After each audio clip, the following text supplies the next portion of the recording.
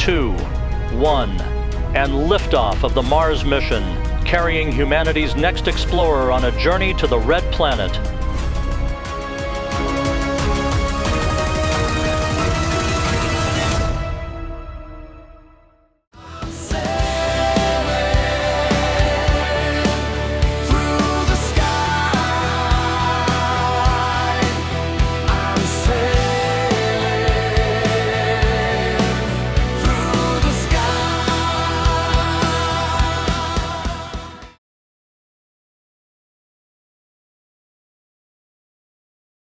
Smoking and drinking are injurious to health. Please avoid. We extend our heartfelt gratitude to the soldiers who sacrifice their lives for us. We salute them.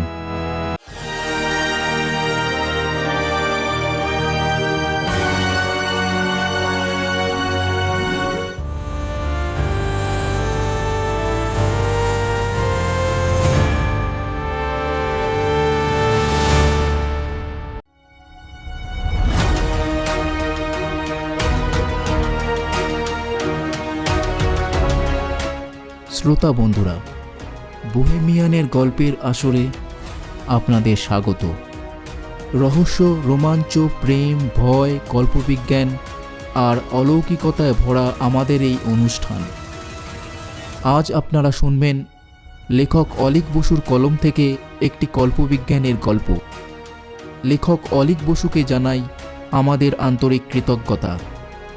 শুরু হচ্ছে আজকের গল্প, journey to the red planet.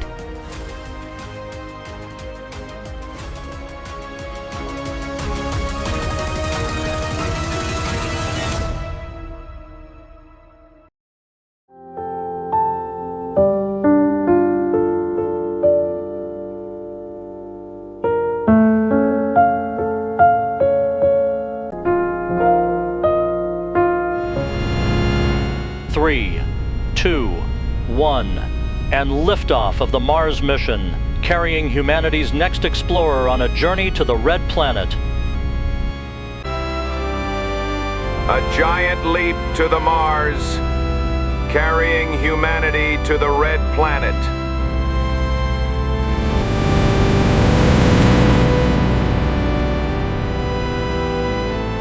Vehicle is supersonic, climbing through the atmosphere at extreme velocity.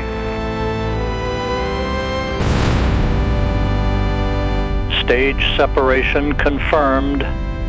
The spacecraft continues its journey beyond Earth's grasp.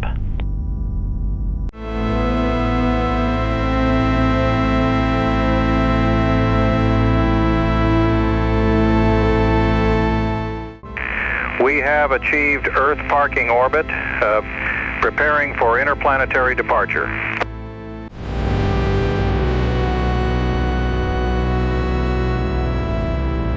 Estimated journey duration 6 to 7 months.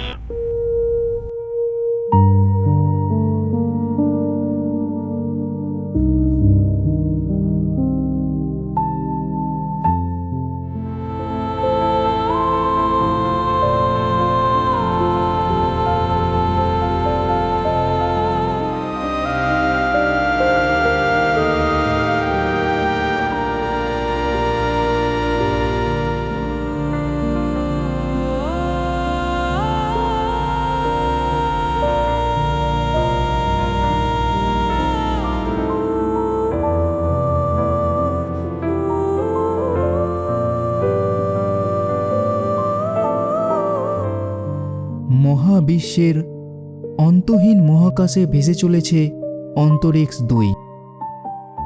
উদ্দেশ্য মঙ্গলের মাটিতে অবতরণ।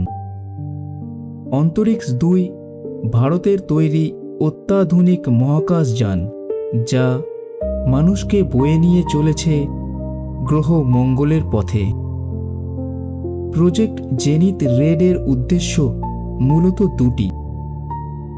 প্রায় বছরখানেক আগে ভারতীয় মহাকাশ গবেষণা সংস্থা ইসরো আরও একটি মিশন অন্তরিক্স 1 পাঠিয়েছিল মঙ্গলে। সেখানেও 3 জনের ক্রু ছিল। কিন্তু মঙ্গলের মাটিতে সফলতার সাথে অবতরণের কিছুদিনের পর থেকে তাদের সাথে যোগাযোগ বিচ্ছিন্ন হয়ে যায়। প্রায় মাস 6 পর একমাত্র মিশন কমান্ডার পূজা আচার্য ইসরোর সাথে যোগাযোগ করেন এবং জানা যায় তার দুজন সাথীর কেউ আর বেঁচে নেই। সমস্ত মঙ্গল গ্রহ জুড়ে এক বিশাল মরুঝড়ের কবলে পড়েন তারা।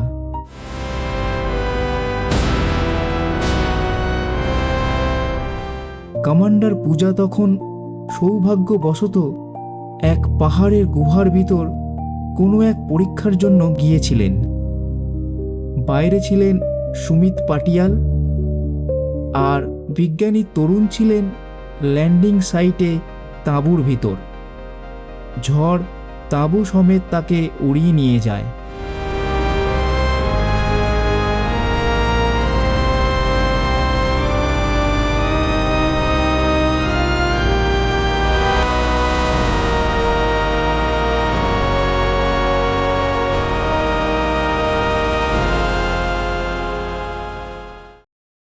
কমান্ডার পূজা এখন কোনো ক্রমে গুহার ভিতর দিন কাটাচ্ছে।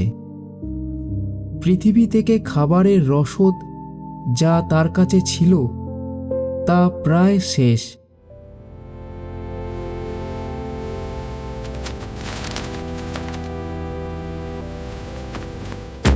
তবে সে ওখানে গুহার ভিতর কিছু গুল্ম লতা জাতীয় উদ্ভিদের সন্ধান পেয়েছে। একদিন খিদের জ্বালায় সেই সব গাছের ফুল ফল খেয়ে ফেলেছে। কিন্তু আশ্চর্যের বিষয় হলো এইসব খেয়ে সে অসুস্থ হয়নি। তবে গুহার ভিতরের এই আবহাওয়া কেমন যেন দ্রুত বদলে যাচ্ছে।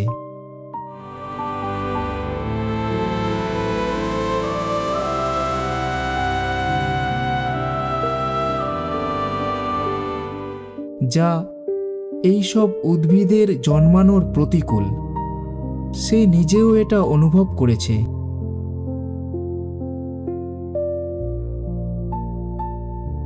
তাই তাকে শীঘ্র রেস্কিউ করা না হলে তার প্রাণ সংশয় আছে। তাই অন্তরিক্স 2-এর প্রথম উদ্দেশ্য হল কমান্ডার পূজাকে রেস্কিউ করা, আর দ্বিতীয় উদ্দেশ্য ওখানে মানুষের থাকার একটা প্রথম শেল্টার বানানো। তার জন্য পৃথিবী থেকে বিগত 5 বছর প্রচুর পরিমাণ কার্গো ওখানে পাঠানো হচ্ছে, কিন্তু সেগুলো ওখানেই পড়ে আছে। সেগুলোর কি দশা কেউ জানে না। মহাকাশযানের ক্রু মডিউলে আছে কমান্ডার জয় বর্মা, পাইলট ভিকি এবং ডক্টর ভিক্টর। ভিক্টর স্লিপিং কেবিনে ঘুমাচ্ছে। দীর্ঘ 7 মাস মহাকাশ যাত্রার পর তারা মঙ্গলের অনেক কাছে চলে এসেছে। ওদের চতুর্থ সঙ্গী হল রন। সে একজন অত্যাধুনিক হিউম্যানয়েড রোবট। রন কিছু একটা ম্যাগাজিন পড়ছিল। ভিকি হঠাৎ বলে ওঠে, hey Ron, what are you reading darling? The wait is over. Soon you will meet your girlfriend Cammie. Ron একটু বিরক্ত হয়ে বলে, আপনি বাংলাতেও আমাকে লেগ পুলিং করতে পারেন। আমি এআই রোবট, আমি সব রকম ভাষা জানি। ও ইয়া, আমারই ভুল। যাই হোক, তোমার প্রেমিকা তোমার জন্য অধীর আগ্রহে অপেক্ষা করছে। স্যার ভিকি, আপনি জানেন আমাদের রোবটদের মানুষের মতো প্রেম করার বিলাসিতা নেই। আমাদের সিস্টেম সেটা সাপোর্ট করে না। ক্যামির সাথে আমাকে একসাথে কাজ করতে বলা হয়েছিল। আসল কথা হলো আমাদের কমান্ডার জয় স্যারের প্রেমিকা ওখানে অপেক্ষা করছে। এই কথা শুনে জয় একটু কেসে ওঠে। ভিকি ঢোক গিলে বলে, এই রে, দিলে তো হাটে হাঁড়িটা ভেঙে। এতে হাটে হাঁড়ি ভাঙার কিছু নেই, সবাই জানে। এবার জয় বলে ওঠে, এ কথা আবার মুখ ফসকে পূজার সামনে বলে ফেলো না, বেচারি এমনিতেই অনেক কষ্টে আছে। আই নো কমান্ডার, আপনি নিশ্চিন্তে থাকুন। এবার ভিকি হাসতে হাসতে বলে, রন, পৃথিবীতে গিয়ে আমরা কিন্তু একটা বড়সড় বিয়ের নিমন্ত্রণ পাচ্ছি। Of course, it's long pending. হঠাৎ ককপিটের কম্পিউটার থেকে শব্দ ভেসে আসে। Attention gentlemen, we are entering Mars orbit in next 24 hours. Vicky বলে ওঠে, hair you go babe, Joy বলে, let's have some rock and roll. Joy ককপিটের একটা নব ঘুরিয়ে দেয়, স্পিকারে গান শুরু হয়।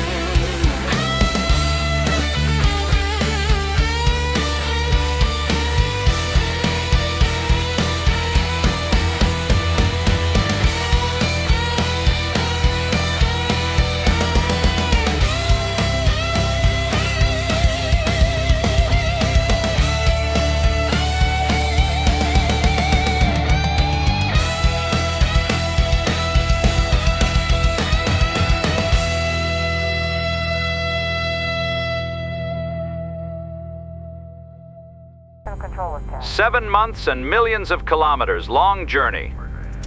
Preparing for landing. Landing in approx 20 mins. অন্তরিক্স 2 Marseille land করার ঠিক মিনিট 20 বাকি এমন সময় হঠাৎ রেড অ্যালার্ট বেজে ওঠে। এমার্জেন্সি সিস্টেম অ্যাক্টিভেট হয়ে যায়।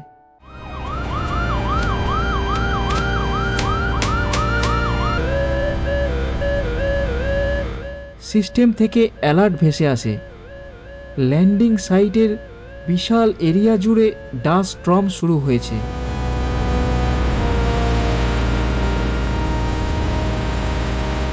ওখানে ল্যান্ড করা অসম্ভব। পৃথিবীতে ইসরো মিশন কন্ট্রোলে বার্তা চলে যায়, কিন্তু তার জবাব আসতে অন্তত 22-23 মিনিট লাগবে, যা ডিসিশন নেবার নিজেদের নিতে হবে।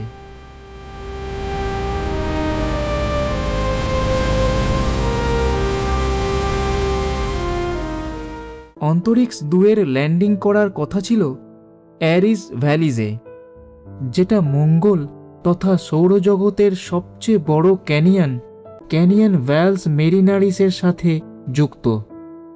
ওখানেই 1 বছর আগে অন্তরিক্স 1 ল্যান্ড করেছিল, কিন্তু এখন ওখানে ল্যান্ড করা কোনো মতেই সম্ভব নয়। যদিও ঠিক কোথায় ল্যান্ড করা যাবে তা নির্দিষ্ট করে এখনই বলা সম্ভব নয়। স্পেসক্রাফটের ইমার্জেন্সি সিস্টেম থেকে জানানো হয়, Attention gentlemen, estimated landing site could be 2000 km away from planned landing position. এই কথা শুনে সবাই চমকে ওঠে। ওদের সাথে মার্সের মাটিতে চালানোর জন্য যে অত্যাধুনিক গাড়ি আছে তার সর্বোচ্চ গতিবেগ ঘন্টায় 1 কিলোমিটার। তাই 2000 কিলোমিটার পাড়ি দিতে অনেক দিন লেগে যাবে। আবার পুরো 1 সল মানে মঙ্গলের পুরো 1 দিন ধরে এই গাড়ি চালানো যাবে না। ক্রুয়েরও রেস্টের প্রয়োজন আছে। আবার রাস্তা কী ধরনের সেটাও অজানা। সবার কপালে চিন্তার ভাঁজ। ওদের প্ল্যান ছিল অন্তরিক্স 2কে নিয়ে আবার পৃথিবীতে ফেরার, কিন্তু এখন কমান্ডার পূজাকে রেস্কিউ করে আবার অন্তরিক্স 2 এর ল্যান্ডিং সাইডে ফিরে আসা মানে সব মিলিয়ে 4000 কিলোমিটার পথ ওদের অতিক্রম করতে হবে। সবার মাথায় হাত। যাই হোক, এখন আর কিছু ভাবার সময় বা উপায় কিছুই নেই। অন্তরিক্স 2 এর অরবাইটার পার্টকে মার্সের অরবিটে ছেড়ে দিয়ে ওদের ক্রু কেবিন আর সেই মঙ্গলে চলার জন্য গাড়িকে নিয়ে ওরা কোনো ক্রমে মঙ্গলের মাটিতে পা রাখল।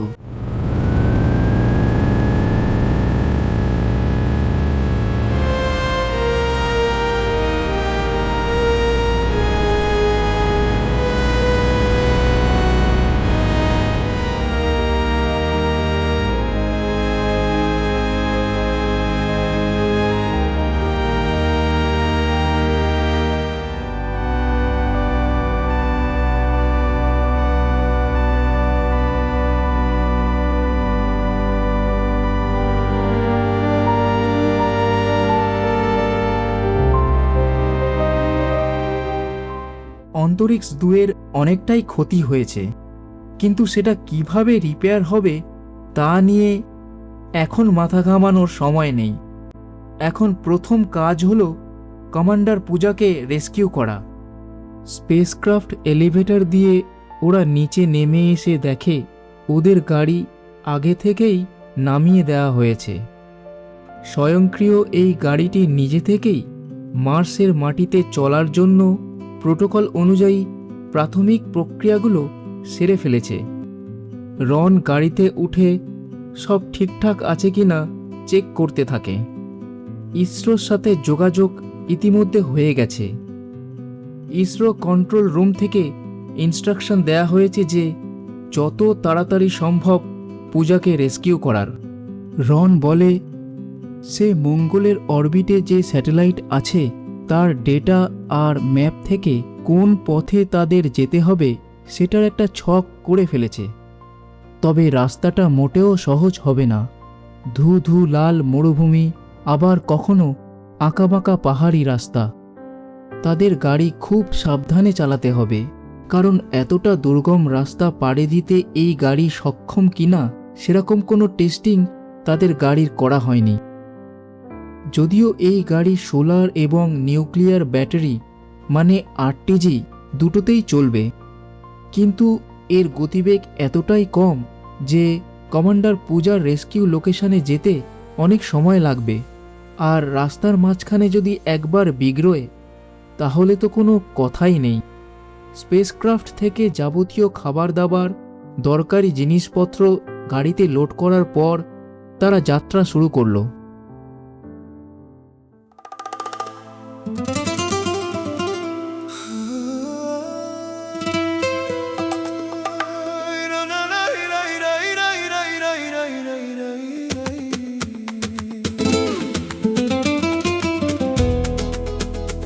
Escucha. Can you feel it?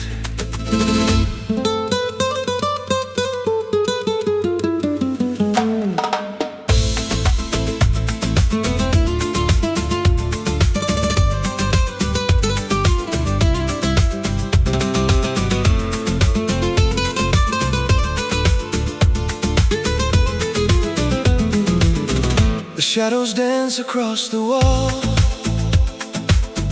The city lights begin to fall. I find the rhythm in your breath, a dance that's cheating even death. We leave the shadows far behind, a different state of heart and mind. Close your eyes and let it fade.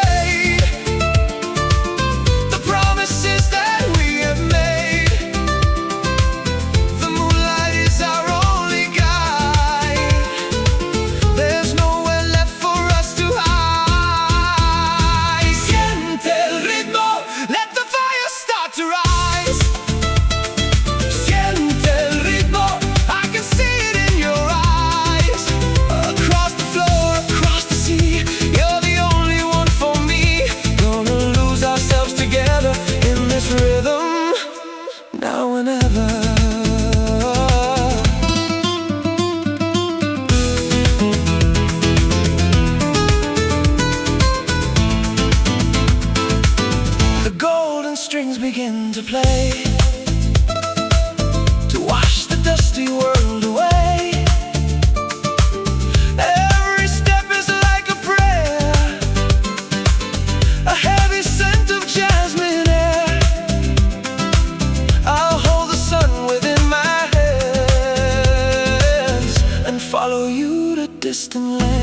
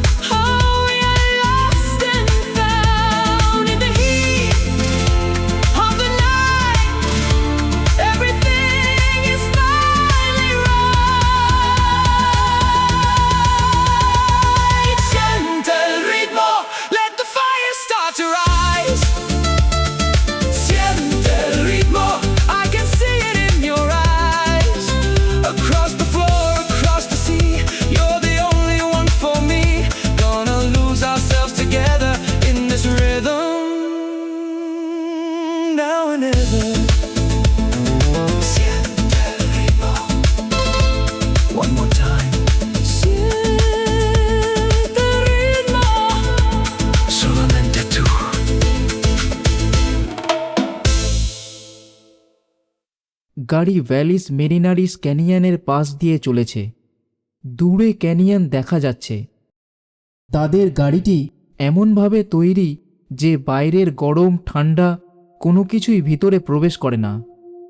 চারিদিকে 360 degree অ্যাঙ্গেলে camera, sensor অবিরাম চারিদিকের পরিবেশ, আবহাওয়া নিরীক্ষণ করে চলেছে, যা তাদের সামনে কম্পিউটার স্ক্রিনে ভেসে উঠছে। আর তাদের মাথার উপর আগে আগে উড়ে চলেছে মার্সের বায়ুতে চলমান হেলিকপ্টার, এটি সামনের 1 কিলোমিটার রেডিয়াসের 360 ডিগ্রি জায়গা নজর রাখছে আর লাইভ ফিডব্যাক দিচ্ছে ক্রুকে। এরকম 2টো হেলিকপ্টার তারা নিয়ে এসেছে। একটা রাখা আছে অন্তরিক্স 2-এর ল্যান্ডিং সাইটে মনিটরিংয়ের জন্য। 12 ঘন্টার রাস্তায় তারা একবার মাত্র দাঁড়িয়েছিল। এখন সন্ধে নেমে এসেছে।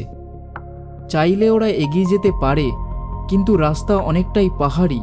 পদে পদে এখন ছোটোখাটো টিলা, বড় বড় পাথর, অসংখ্য আঁকাবাঁকা সরু পথ। তাই ওরা আর ঝুঁকি নিতে চাইল না।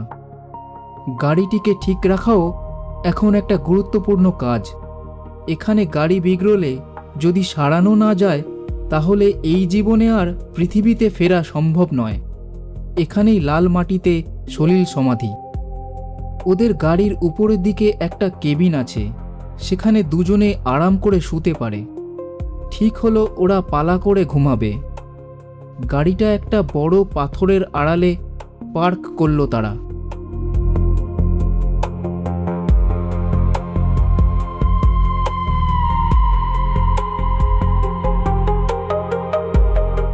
স্বয়ংক্রিয় হেলিকপ্টার গাড়ির মাথার উপর নির্দিষ্ট স্থানে তার নিজের জায়গায় এসে নিজেকে গুটিয়ে নিল। ভিক্টর খাবারের ব্যাংক থেকে খাবার বের করে সবাইকে দেয়। তারপর রনের দিকে তাকিয়ে বলে, হে রন, সফট না হার্ড ড্রিঙ্কস? রন একটু মুচকি হেসে বলে, ধন্যবাদ ডক্টর। এরপর সে নিজের বাঁদিকে চার্জিং প্লাগের দিকে তাকিয়ে বলে, আমি ডিনার অলরেডি শুরু করে দিয়েছি। ভিক্টর এই মিশনের মেডিকেল স্পেশালিস্ট। তার কাজ হলো ক্রুয়ের যে কোনো রকম মেডিকেল অ্যাটেনশনের দরকার মেটানো, মঙ্গলের স্যাম্পেল নিয়ে রিসার্চ করা, এই সব। এবার ভিকি বলে ওঠে, রন, তোমাকে আর ক্যামিকে একসাথে মিশনে পাঠানোর কথা ছিল, তাহলে ওকে কমান্ডার পূজার সাথে আগে পাঠিয়ে দিল। It's really hurts. এবার রন বিরক্তি সুরে বলে, না, সেরকম কোনো বাধ্যবাধকতা ছিল না। আমাদের চিফ নাইডু স্যার এটা ডিসাইড করেছিলেন।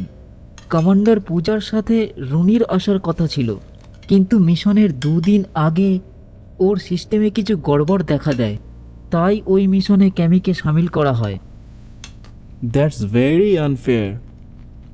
তা আপনি তো লিসা ম্যাডামকে সাথে করে নিয়ে আসতে পারতেন। খামোকা উনি ওখানে আর আপনি এখানে। It's really hurts, isn't it? এই শুনে ভিক্টর হো হো করে হেসে ওঠে। জয় ওদেরকে থামিয়ে দিয়ে বলে, তোমরা আবার শুরু করলে? Let's take some rest. We will start sharp at 4:30 AM.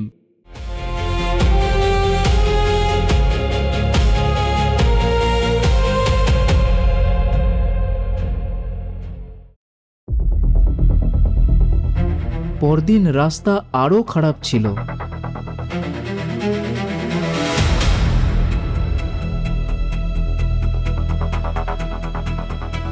ক্যানিয়নের আরও কাছে ওরা চলে এসেছে। এখন শুধু দুপাশে উঁচু পাহাড় আর তার মাঝখান দিয়ে সরু পথ।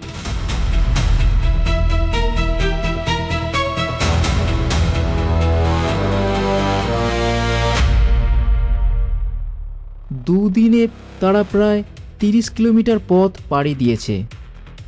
সেদিনকার মতো তারা বিশ্রাম নেবার জন্য একটা গুহার কাছে গাড়ি পার্ক করে। আরও কিছু আশ্চর্য ব্যাপার ওরা লক্ষ্য করেছে।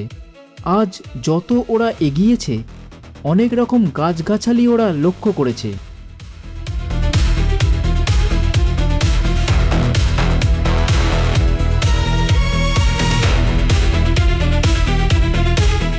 ছোট বড় মাঝারি লতা গুল্ম প্রকৃতির সব অদ্ভুত রকমের উদ্ভিদ, যা পৃথিবীর কোথাও দেখা যায় না। আরও একটা অদ্ভুত ব্যাপার ওরা লক্ষ্য করেছে। দূরে টিলা পাথরের খাঁজে খাঁজে গোলাপি সাদাটে রঙের স্বচ্ছ কাঁচের স্ফটিকের মতো সব উদ্ভিদ।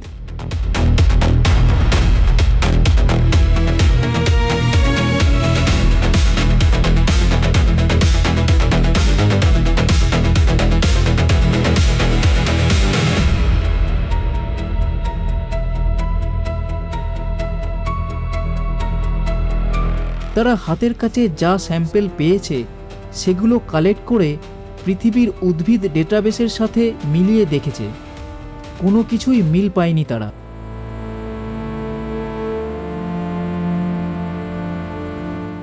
মঙ্গলের টাইম জোন অনুযায়ী তখন রাত 2টো।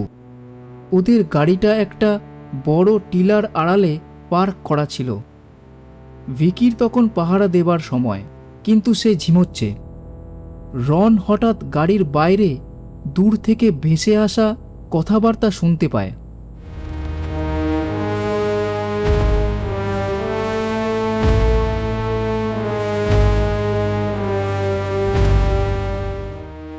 সেই ভাষার সে কিছুই বুঝতে পারে না। গাড়ির জানালার পর্দা সরিয়ে টিলার ওপারে কিছু বড় বড় ছায়ামূর্তি দেখতে পায় সে। এবার সে থার্মাল সেন্সর গ্লাসটা পরে নেয়। এই থার্মাল গ্লাসের সাথেই আছে বাইনোকুলারের সুবিধা। এখন সে পরিষ্কার সব দেখতে পাচ্ছে। দূর থেকে 3-4 জন মানুষের মতো আকারের, কিন্তু কোনো মতেই মানুষ নয়, এমন সব প্রাণী নিজেদের মধ্যে কথা বলতে বলতে ওদের গাড়ির দিকেই আসছে।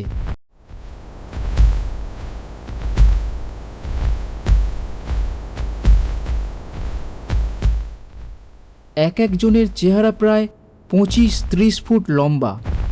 ওদের মাথাগুলো কেমন যেন অদ্ভুত আকারের, আর চোখগুলো যেন মাথা থেকে অ্যান্টেনার মতো বেরিয়ে শরীর থেকে আলাদাভাবে ওই অ্যান্টেনাগুলোর ডগায় বসানো।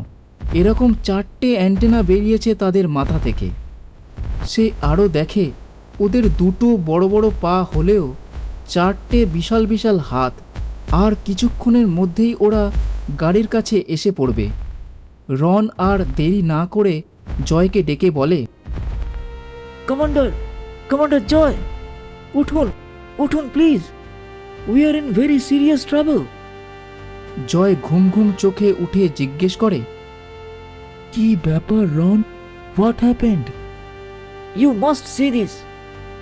এই বলে রন থার্মাল গ্লাসটা জয়কে দেয়। তারপর জানালার ফাঁক দিয়ে সে যা দেখে, ওর মুখ থেকে শুধু একটাই কথা বের হয়, oh my god, who are this giants? Vicky আর ভিক্টরকে জাগিয়ে তোলো, হারি আপ। ওরা 4 জন ঠিক করলো এখনই গাড়ি নিয়ে এখান থেকে পালাবে, কিন্তু তার আর সময় নেই। সেই 3 জন দৈত্যাকৃতি প্রাণী ওদের গাড়ির সামনেই দাঁড়িয়ে আছে। কিছুক্ষণ তারা এদিক ওদিক গাড়ির উপর হাত বুলিয়ে কিছু বোঝার চেষ্টা করলো। তারপর গাড়িটাকে একটা খেলনা গাড়ির মতো 3 জনে চাগিয়ে নিয়ে চলল। কোথায় যে নিয়ে যাচ্ছে তার কিছুই বুঝতে পারছে না জয়রা।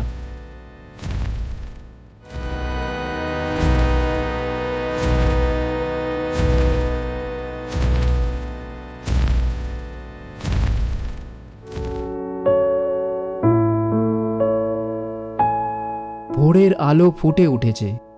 জয়রা দেখল সেই দৈত্যাকৃতি প্রাণীগুলো ওদের গাড়িটা নিয়ে একটা বিশাল গুহার সামনে ফাঁকা মাঠে রাখল।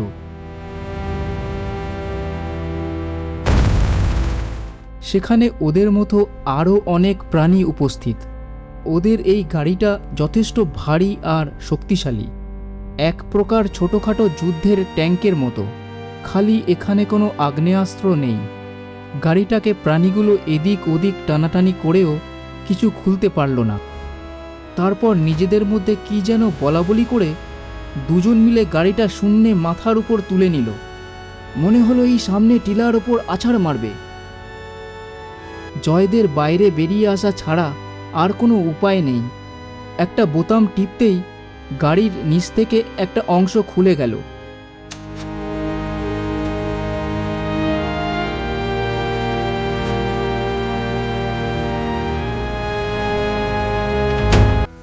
দেখল ওরা মাটি থেকে প্রায় 30 ফুট উঁচুতে।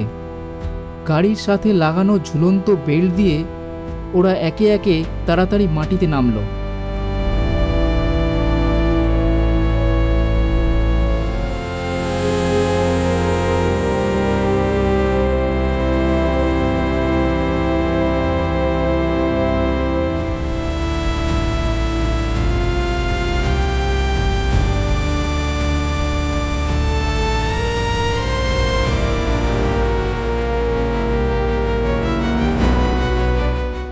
পানিতে নেমে ওরা উপরের দিকে হাঁ করে তাকিয়ে দেখে ওরা সেই দৈত্যাকৃতি প্রাণীগুলোর মাঝখানে দাঁড়িয়ে।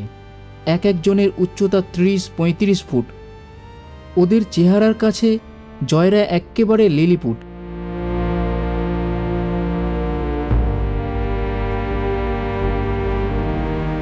জয়রা নেমে আসতে দেখে প্রাণী দুটো গাড়িটা আর আছাড় না মেরে আবার মাটিতে রেখে দিল। জয়দের মতো এত ক্ষুদ্র প্রাণীদের দেখে ওরাও অবাক। জয়রা দেখল সেখানে প্রায় 100রও বেশি সেই বিশালাকার প্রাণীরা উপস্থিত। তাদের মধ্যে নারী, পুরুষ, বাচ্চা সবাই আছে। আরও এক ধরনের অদ্ভুত প্রাণী তারা ওখানে দেখল। এক ধরনের পাখনাওয়ালা পতঙ্গের মতো দেখতে প্রাণীরা আকাশে উড়ে বেড়াচ্ছে।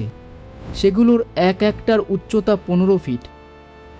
ওরা আরও দেখল বাতাসে রং বেরঙের ঘুড়ি আর জেলিফিশের মতো সব প্রাণীরা উড়ে বেড়াচ্ছে। সেই দৈত্যাকার প্রাণীগুলোর 4টে হাত, 2টো পা, 4টে চোখ। হাত পায়ের পাতাগুলো ঠিক যেন পৃথিবীর হাঁস মুরগির মতো আঙুলগুলো চামড়া দিয়ে জোড়া। এদিকে রন ওদের কথাবার্তা কান খাড়া করে শুনছে। বাকিরা এর বিন্দু বিসর্গ কিছুই বুঝতে পারছে না। কিছুক্ষণ পর রন চুপি চুপি বলে, দে সিম নট হার্মফুল। এই কথা শুনে ভিক্টর বলে, পৃথিবীর আর্টিফিশিয়াল ইন্টেলিজেন্স তাহলে এখানেও কাজ করছে? রন শান্তস্বরে বলে, আপনি কি মিন করছেন আমি বুঝতে পারছি, তবে আমি ওদের কথাবার্তার সাউন্ড আর প্যাটার্ন অ্যানালিসিস করে এটাই বুঝতে পারছি যে ওরা এখন নিজেরাই কনফিউজড। আর সবথেকে বড় ব্যাপার হলো আমাদের মতো ক্ষুদ্র প্রাণীদের ওরা মোটেও ভয় পাচ্ছে না। তবে একটা সন্দেহ ওদের মনে আছে। এবার জয় বলে, ব্যাপারটা অতটা সহজ হবে বলে মনে হয় না। হঠাৎ ওদের স্যাটেলাইট ফোনে পূজার কল আসে। এটা ইন্টার কমিউনিকেশন, তাই ওদের 4 জন সবাই পূজার কথা শুনতে পায়। পূজা বলে, Where are you guys? তোমরা এখানে কখন পৌঁছাবে? জয় বলে, এখানে একটা সাংঘাতিক বিপদ হয়ে গেছে। আমাদেরকে মঙ্গলের কিছু অজানা প্রাণীরা আটক করে নিয়েছে। রন পূজাকে আশ্বস্ত করার জন্য বলে, আপনি চিন্তা করবেন না কমান্ডার, আশা করছি ব্যাপারটা ঠিক হয়ে যাবে। পূজা এখন প্রায় দৌড়চ্ছে। একটু হাঁপাতে হাঁপাতে বলে, ও মাই গড, এখানেও কিছুদিন ধরে কিছু উদ্ভট প্রাণীর আবির্ভাব হয়েছে। এক ধরনের কঙ্কালসার চেহারার 2 পেয়ে জীব। শিং আছে, হাত পাগুলো শকুনের মতো ভীষণ বিদঘুটে আর হিংস্র। দিনের বেলাতেই ওদের উৎপাত বেশি। তুমি চিন্তা করো না, এখানকার ঝামেলা মিটলেই আমরা রওনা দেব। জানি না তোমরা আমাকে জীবিত পাবে কিনা, আর পেলেও আমার সাথে যোগাযোগ করতে পারবে কিনা। আমি রাতে একটু দূরে অন্য একটা গুহার ওদিকে যাচ্ছি। ওটা বেশ বড়। দিনের বেলা তো ওখানেই লুকিয়ে থাকবো। ওখান থেকে সিগন্যাল পাবো কিনা জানি না। তোমাদের এখানে আমার লোকেশন পাঠিয়ে রাখলাম। স্যাটেলাইটে আমার লোকেশনের ম্যাপ আপলোড করে দিয়েছি। এখন রাখছি, সকাল হয়ে গেছে। ওই জন্তুগুলো বাতাসে আবার শব্দের ফ্রিকোয়েন্সি ইন্টারসেপ্ট করতে পারে। আমাকে এখনই গুহার মধ্যে ঢুকতে হবে। বেঁচে থাকলে দেখা হবে, বাই। ফোন কেটে যায়। পূজার শেষের কথাগুলো শুনে ওদের মন খারাপ হয়ে যায়। হঠাৎ সেই প্রাণীদের মধ্যে থেকে একজন এসে ওদেরকে একে একে হাতে করে তুলে নিয়ে একটা উঁচু টিলার সমতল জায়গায় রেখে দেয়। জায়গাটা প্রায় মাটি থেকে 25 ফুট উঁচুতে। এবার যে উঁচু সমতলে জয়দের রাখা হয়েছিল, রিগোরা ওদের মাথার উপর একটা বিশাল ছাতার মতো জিনিস লাগিয়ে দেয়। এই ছাতার মতো জিনিসটা মাথার উপর রাখার পর জয়রা অনেক কমফোর্টেবল অনুভব করে। গরমটা হঠাৎ অনেক কমে যায়। এটা আর কিছুই নয়, একটা বিশালাকার লালচে রঙের ব্যাঙের ছাতার মতো উদ্ভিদ, যেটা জীবন্ত। সেটার উপরে সিলিংয়ের দিকে তাকিয়ে ওরা দেখে অসংখ্য জালি জালি জিনিস, এবং সেগুলো থেকে ঠান্ডা হাওয়া নিচে ভেসে আসছে। এই সব দেখে ওরা অবাক। সেই প্রাণীগুলোর একজন ওদের কাছে মুখ নিয়ে এসে কি যেন বলতে চাইল। তার মাথাটা 8-10 জন মানুষের মাথার সমান, হাতে পায়ে 4টে করে আঙুল। ওর কথার বিন্দু বিসর্গ রন ছাড়া বাকি 3 জন কেউ কিছু বুঝতে পারল না। হঠাৎ রন নিজের শরীরের স্পিকারের ভলিউম বাড়িয়ে দেয়, তারপরও ফ্রিকোয়েন্সি আর ভয়েস প্যাটার্নে নিজের ভাষার রিয়েল টাইম কনভার্সন চালু করে দেয়। রন সংক্ষেপে ওদের বিষয়টা বুঝিয়ে বলে। রনের কথা শোনার পর প্রাণীটি বলে ওঠে, আমাদের গ্রহে আপনাদের স্বাগত। বলুন, আপনাদের বিপদে কিভাবে আমরা সাহায্য করতে পারি? এদিকে রন ওই প্রাণীর কথাবার্তা রিয়েল টাইম কনভার্সন চালু করে দিয়েছে। এবার জয়রা সবাই ওদের কথাবার্তা বুঝতে পারছে। রন বলে, এখান থেকে প্রায় 2000 কিলোমিটার দূরে আমাদের এক সঙ্গী আটকে পড়েছেন। ওকে যত শীঘ্র সম্ভব আমাদের উদ্ধার করতে হবে, কিন্তু এতটা পথ আমাদের এই গাড়ি নিয়ে যেতে অনেক সময় লেগে যাবে। এই কথা শুনে প্রাণীটি বলে ওঠে, আপনারা চিন্তা করবেন না, সে ব্যবস্থা হয়ে যাবে। আজকের দিনটা আপনারা বিশ্রাম নিন। আজ আমাদের এক উৎসবের দিন। আমাদের মধ্যে আজ একজন নতুন অতিথি এসেছে। জয় বলে, আপনাকে অসংখ্য ধন্যবাদ। আপনাকে আমরা কি নামে রাখব? প্রাণীটি এবার এমন একটা শব্দ উচ্চারণ করল যা মানুষের ভাষায় রূপান্তর করলে দাঁড়ায় রিগো। কথায় কথায় ওরা জানতে পারে যে রিগোরা মঙ্গলের কার্বন ডাইঅক্সাইডের ওপর বেঁচে আছে। মানে পৃথিবীর মানুষেরা যেমন অক্সিজেনের ওপর নির্ভরশীল, তেমনি এরা কার্বন ডাইঅক্সাইডের ওপর নির্ভরশীল। তাছাড়া সূর্যের যে মারাত্মক রেডিয়েশন মঙ্গলে আছে সেটা ওদের শরীরের ভীষণ প্রয়োজন। দিনের বেলা এই রেডিয়েশন ওরা নেয় যাতে রাতে ঠান্ডার হাত থেকে বাঁচতে পারে। ওরা শরীরে মানুষের মতো কোনো জামাকাপড় পরে না। আর একটা আশ্চর্যের বিষয় জানা যায়, ওদের স্পেস স্যুট থেকে অক্সিজেনের গন্ধ পেয়ে একজন রিগো অচৈতন্য হয়ে পড়ে। অনেকক্ষণ সেবা শুশ্রূষার পর তার জ্ঞান ফেরে।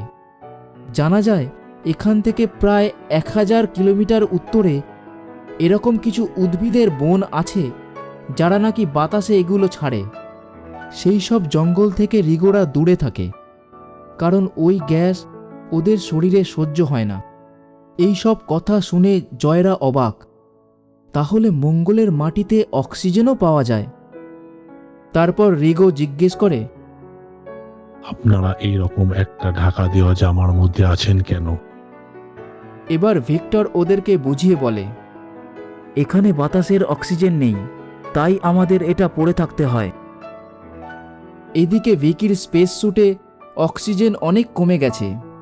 রাতে সে রিফিল করতে ভুলে গিয়েছিল। জয়ের অনুরোধে ওরা ভিকিকে তার স্পেস স্যুটে অক্সিজেন রিফিল করার জন্য ওকে গাড়ির কাছে নামিয়ে দেয়। এরপর ওদের সামনে বড় বড় সব ঝুড়িতে বিভিন্ন রকমের ফল মূল খেতে দেওয়া হয়। সেসবের কোনোটার সাইজ ফুটবলের মতো, আবার কোনোটা তার থেকেও অনেক বড়। মানে ওরা এক একজনে এক একটা ফল খেয়ে শেষ করতে পারবে না। ফলের মধ্যে যেমন রয়েছে একটা তামাটে রঙের ওলের মতো দেখতে একটা ফল, আকাশি নীল রঙের ফুলের কুঁড়ি, বেগুনি রঙের আঙুরের মতো দেখতে কিন্তু অনেক বড় বড় ফল।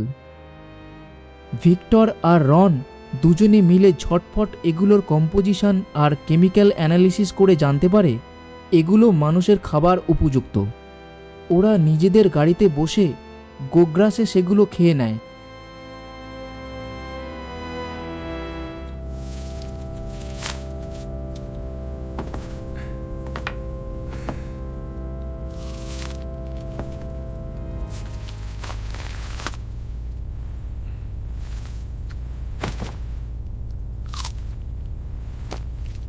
এরপর শুরু হয় রিগোদের অনুষ্ঠান পর্ব।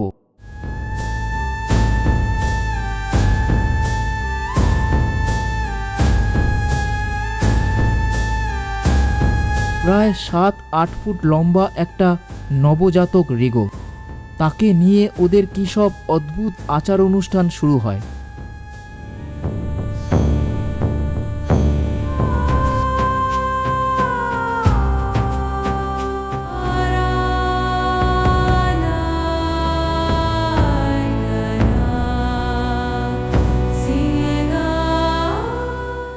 জয়রা জানতে পারে এই এলাকার খাদ্যভাণ্ডার আর বাকি রিসোর্স অনুযায়ী ওদের জনসংখ্যার একটা পরিমাপ আছে।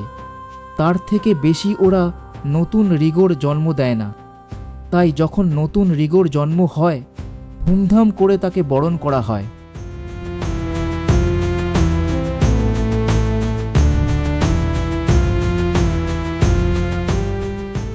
এদিকে পূজার সাথে আর যোগাযোগ করা যায়নি। ওদের সকলের কপালে চিন্তার ভাঁজ।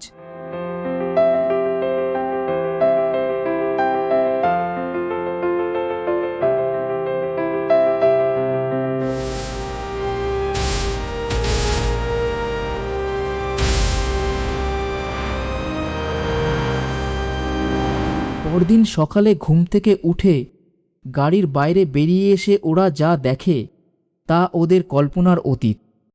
একটা বিশাল আকার গাড়ি, যার চাকাগুলো মঙ্গলের মাটি দিয়ে তৈরি, যেমন পৃথিবীতে ইট বানানো হয় সেরকম, কিন্তু অনেক মজবুত। একটার উচ্চতা 10 ফুট। গাড়ি বলতে এটা প্রায় 200 ফিট লম্বা আর 50 ফুট চওড়া। পাটাতন আর নিচে চাকা লাগানো, আর সামনে দড়ি দিয়ে বাঁধা আর এক ধরনের অদ্ভুত প্রাণী যা ওরা গতকাল দেখেনি। স্বচ্ছ গ্লাসের মতো 15-20 ফুট উচ্চতার পাখনাওয়ালা প্রাণী। এ যেন ঠিক ঘোড়ায় টানা গাড়ি। কিছুক্ষণ পর রিগোদের এক সর্দার এবং আরও 8-10 জন ওদের সাথে গাড়িতে উঠল। জয়দের গাড়িটাকে ওরা চাগিয়ে পাটাতনের উপর তুলে নিল। তারপর সামনের ওই পাখনাওয়ালা প্রাণীগুলো তীব্র বেগে ডানা ঝাপটাতে থাকে, আর তারপর তারা যেন পায়ের উপর ভর করে লাফিয়ে লাফিয়ে দ্রুত বেগে ছুটতে থাকে। ওদের সেই বিশাল গাড়ি ঘন্টায় প্রায় 80 থেকে 100 কিলোমিটার বেগে দৌড়তে থাকে।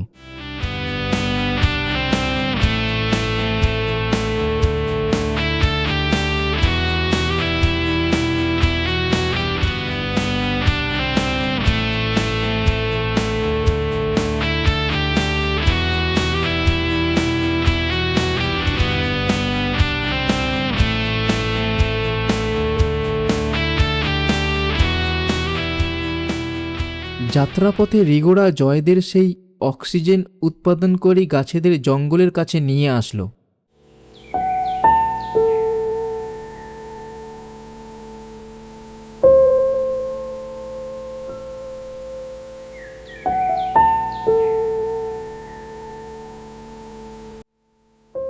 বিশাল বড় বড় সেকুয়া গাছের মতো, যাদের কাণ্ড ঘন সবুজ আর পাতা ফুল সব লালচে রঙের। জয়রা জায়গাটা ঠিক কোথায় সেটা ম্যাপে মার্ক করে নিল, আর এই জঙ্গলের লোকেশন তাদের স্যাটেলাইটের মাধ্যমে ইসরো কমান্ড সেন্টারে পাঠিয়ে দিল।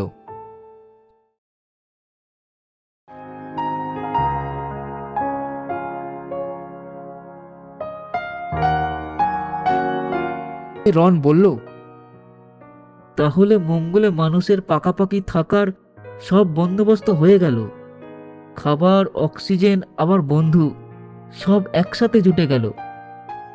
এবার ভিক্টর বলে, but we need water as well. Without it human can't survive. এটা একদম ঠিক বলেছ ভিক্টর। এবার জয় বলে ওঠে, এত কিছু আছে, তার মানে জলও আছে। আমাদের খালি খুঁজে বের করতে হবে। এবার রন বলে, সেটা মনে হয় না এই মিশনে আর সম্ভব হবে। আমাদের হাতে আর মাত্র 3 দিন আছে, তারপরই ফিরতে হবে। আবহাওয়া ভালো না, কয়েকদিনের ভিতর ভীষণ ঝড় আসার পূর্বাভাস। দেখা যাক, আগে পূজাকে রেস্কিউ করা হোক, তারপর সব ভাবা যাবে।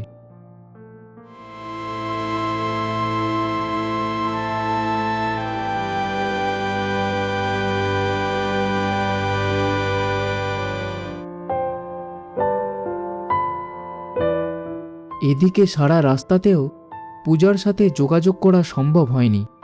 অ্যারিস ভ্যালিসে ওদের গন্তব্যস্থলে পৌঁছেও পূজাকে কোথাও পাওয়া গেল না। পূজার সাথে 2টো বড় বড় যে কার্গো স্পেসক্রাফট পাঠানো হয়েছিল, সেগুলোর এক একটার উচ্চতা 300 ফুটেরও বেশি। সেগুলো মাটিতেই দাঁড়িয়ে আছে। তার অর্ধেকের বেশি অংশ মঙ্গলের লাল মাটির স্তূপের মধ্যে গাঁথা।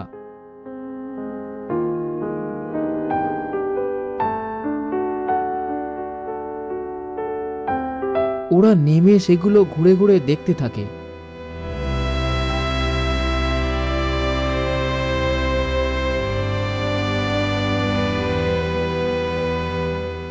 ভিকি একটা জিনিস লক্ষ্য করলো। সেই স্তূপের একটাতে একটা প্রায় 10 ফুট লম্বা একটা গর্ত খোঁড়া, ঠিক যেন কারা সেই গর্ত খুঁড়ে স্পেসক্রাফটগুলো দেখতে চেয়েছিল।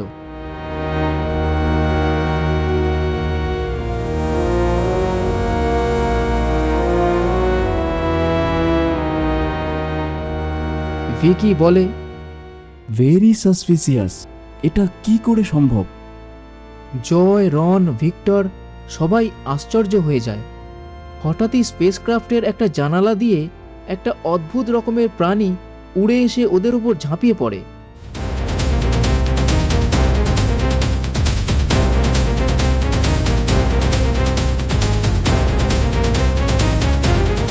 প্রাণীটা উচ্চতায় প্রায় 15 ফুট হবে আর বীভৎস দেখতে।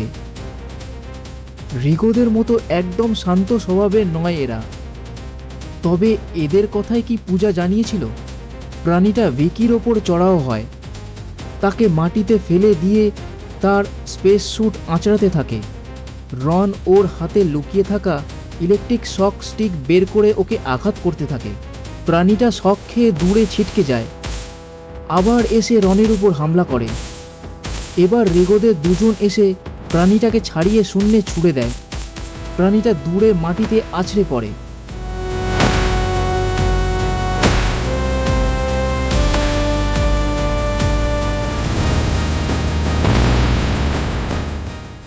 এরপর উপর থেকে আরও 3 জন এসে ওদের উপর হামলা শুরু করে। রিগোদের সাথে ওদের তুমুল মারপিট শুরু হয়। রিগোরা ওদের থেকে আকারে অনেক বড় আর শক্তিশালী হলেও এই প্রাণীগুলো খুব ক্ষিপ্র আর ফাস্ট। এদিক ওদিক দিয়ে ওদের ধারালো নখ দিয়ে রিগোদের আঁচড়াতে থাকে। রিগোদের শরীর থেকে মরচে পড়া লোহার রঙের মতো রক্ত বের হতে থাকে। এবার রন তাড়াতাড়ি সেই স্তূপ বেয়ে একটা স্পেসক্রাফটের উপর উঠে যায়। তারপর একটা অক্সিজেন সিলিন্ডার নিয়ে এসে তার নল খুলে আগুন জ্বালায়। সেই তীব্র আগুনে প্রাণীগুলো ভয় পেয়ে ওখান থেকে পালিয়ে যায়।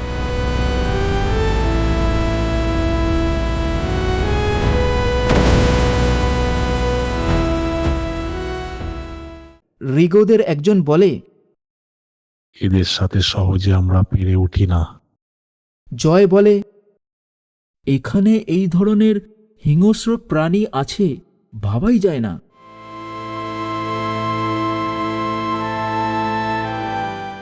ভিক্টর আর রন ভিকিকে চাগিয়ে গাড়িতে তোলে ওর মেডিকেল ট্রিটমেন্টের জন্য।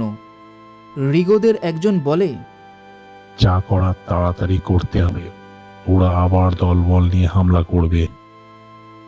কিন্তু কমান্ডার পূজার কোনো খোঁজ নেই। পূজা তার যে শেষ লোকেশন আর ম্যাপ পাঠিয়েছিল সেই পথে ওদের হেলিকপ্টারকে উড়িয়ে দেওয়া হয় পূজার সন্ধান করতে।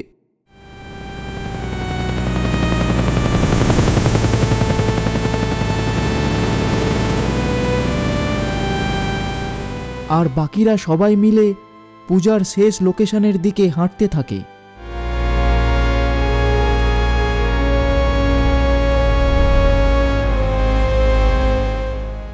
খুঁজতে খুঁজতে ওরা একটা বড় গুহার থেকে অনেকটা দূরে এসে হাজির হয়। টিলার আড়াল থেকে ওরা দেখতে পায় সেই প্রাণীদের 4-5 জন গুহার মুখে পাহারা দিচ্ছে। আরও আশ্চর্য হয়ে যায় যে ওরা কিন্তু ভিতরে ঢুকছে না। রন জিজ্ঞেস করে, আমি নিশ্চিত কমান্ডার পূজা এখানেই আছে, কিন্তু এরা গুহার ভিতরে না ঢুকে বাইরে পাহারা দিচ্ছে কেন? রিগোদের একজন বলে, ওরা অন্ধকারে দেখতে পায় না। I see, very interesting. তাহলে আমাদের অন্ধকারের জন্য অপেক্ষা করতে হবে। সেটা ঠিক, কিন্তু সূর্যাস্ত হতে এখনো 2 ঘন্টা বাকি। এর মধ্যে ওরা যদি দলবল নিয়ে হাজির হয় তাহলে আমরা কেউ বাঁচব না। আমাদের এই 4 জনকে ঘায়েল করে পূজা ম্যাডামকে রেস্কিউ করতে হবে, তারপর লুকিয়ে থাকতে হবে। রাত হলেই আমাদের এখান থেকে বেরিয়ে যেতে হবে। জয়ের কপালে চিন্তার ভাঁজ।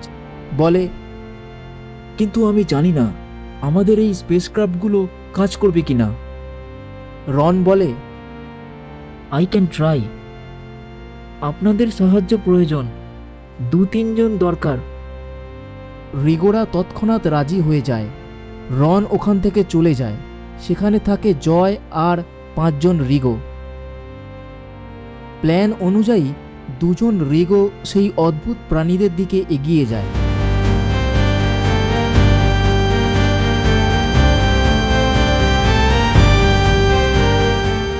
ওদেরকে উত্ত্যক্ত করে গুহার মুখ থেকে অন্য জায়গায় নিয়ে যেতে থাকে। প্রাণীগুলো রিগোদের সাথে মারপিট শুরু করে দেয়।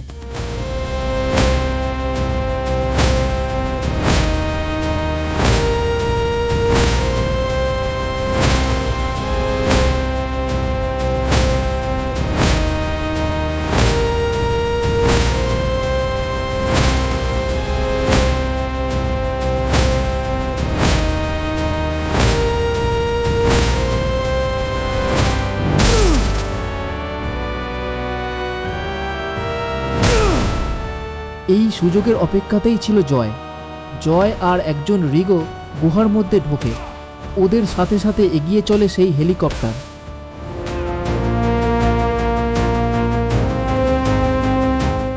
জয় হাঁক দিতে দিতে গুহার মধ্যে হাঁটতে থাকে। কমান্ডার, কমান্ডার পূজা, আপনি কি এখানে আছেন? থাকলে সারা দিন। কমান্ডার পূজা, শুনতে পাচ্ছেন? আপনি কি এখানে আছেন? Commander, commander Puja, we are here for rescue. Commander, commander Puja. অনেকটা ভিতরে চলে এসেছে ওরা। এক সময় একটা ধস নামা স্তূপের ওপার থেকে পূজার কণ্ঠস্বর শোনা যায়।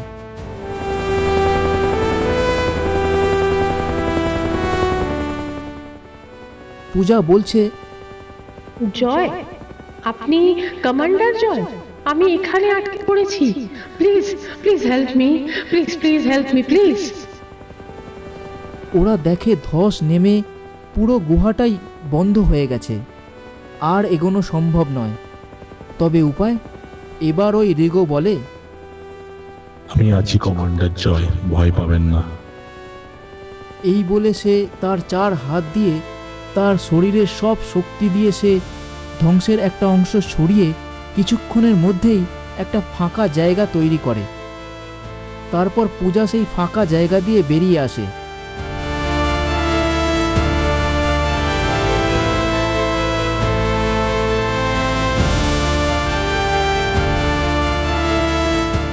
এরপর ওরা 3 জনে ধীরে ধীরে গুহার বাইরে বেরিয়ে এসে দেখে সেই প্রাণীগুলো এখনো মারপিট চালিয়ে যাচ্ছে। একজন রিগোকে ওরা মারাত্মক ঘায়েল করে ফেলেছে। এই দেখে জয়ের সাথে যে রিগো ছিল সে বলে, আপনারা পালিয়ে যান এখান থেকে, আমাকে এখানে থাকতে হবে। এই বলে সেও মারপিট করতে এগিয়ে যায়। হঠাৎ ওরা দেখে রন রেগেমেগে হাতে একটা মশাল জ্বালিয়ে উড়ে এসে ওই প্রাণীগুলোর উপর ঝাঁপিয়ে পড়ে।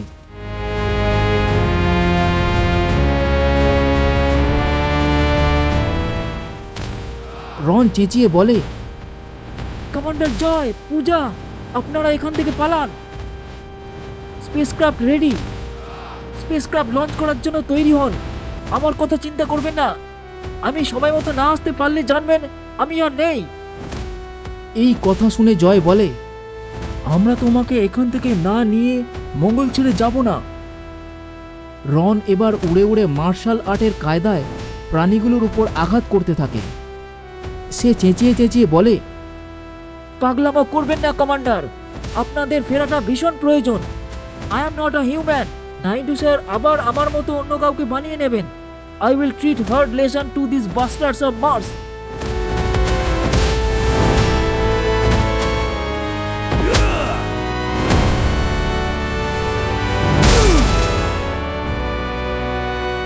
জয় আর কথা না বাড়িয়ে পূজাকে ওখান থেকে নিয়ে চলে আসে।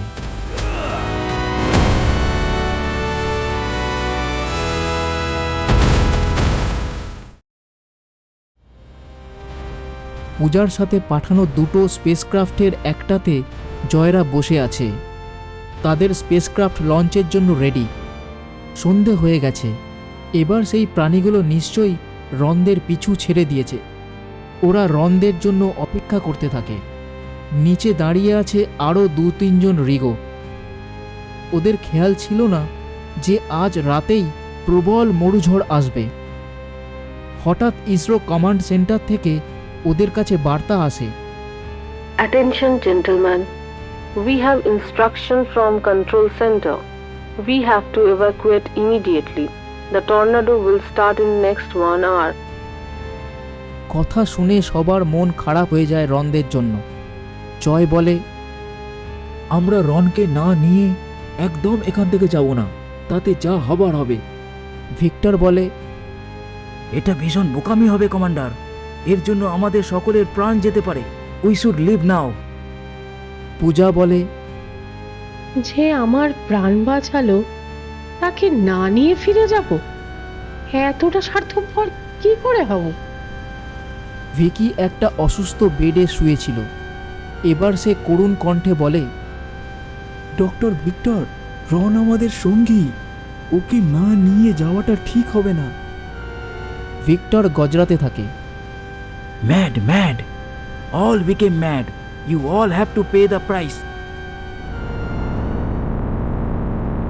সময় পেরিয়ে যায়।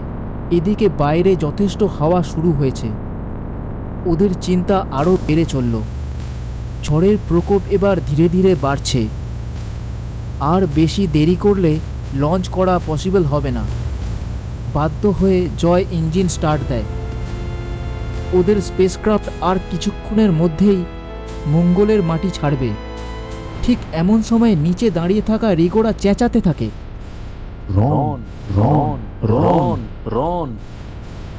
জয়রা ক্যামেরার সাহায্যে ক্রু মডিউলে বসে দেখে রন খোঁড়াতে খোঁড়াতে হেঁটে আসছে, সাথে 4 জন রিগো।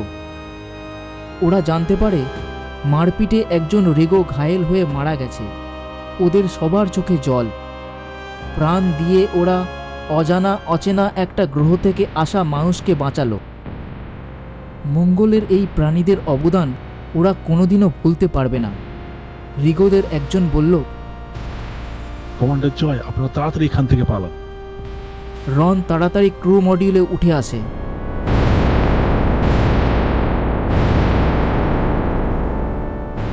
দেখা যায় ওর একটা হাত নেই। বলে, আপনারা জীবন বিপন্ন করে আমার জন্য অপেক্ষা করেছেন, আপনাদের অসংখ্য ধন্যবাদ। এবার ভিকি কষ্ট করে হাসতে হাসতে বলে,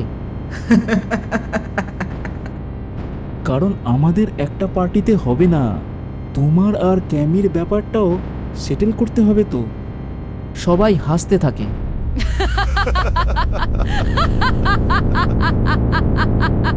ওদের স্পেসক্রাফট লঞ্চের জন্য তৈরি। নিচে দাউ দাউ করে আগুন জ্বলে উঠল।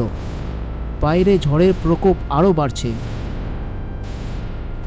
রিগোরা ওদের দেখে হাত নাড়ছে।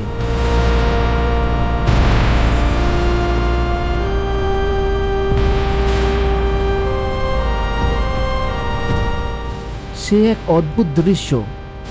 2 গ্রহের 2টো প্রাণীদের মধ্যে এক আশ্চর্য মেলবন্ধন।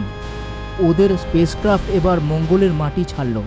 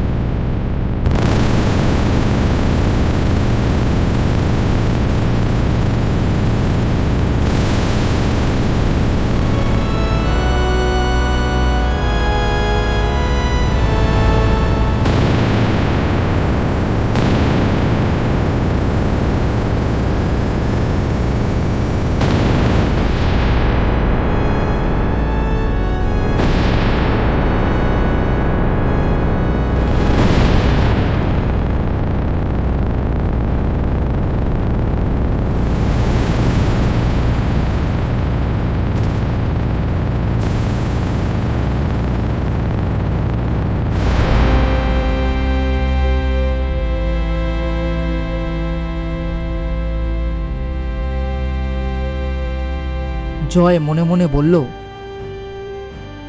তোমাদের এই ঋণ আমরা কোনোদিন ভুলব না বন্ধু। আমরা আসব, আবার দেখা হবে।